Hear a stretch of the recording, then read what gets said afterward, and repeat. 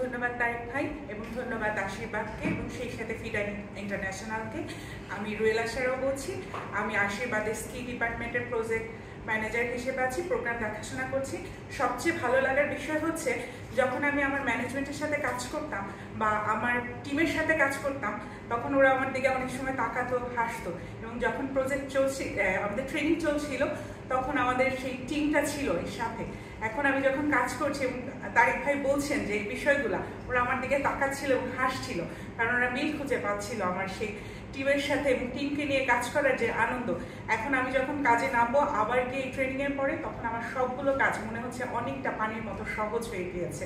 এবং প্রতিটা জিনিস শুধু প্রজেক্ট সার্কেল একটা ছোট্ট বিষয় নয়, শুধু সার্কেলের মধ্যেই নয়, কিন্তু সার্কেলের বাইরেও যে আরেকটা সার্কেল তৈরি করা যায়, সেটাই আমাদের তারেক ভাইয়ের মাধ্যমে আমরা জানতে পেরেছি।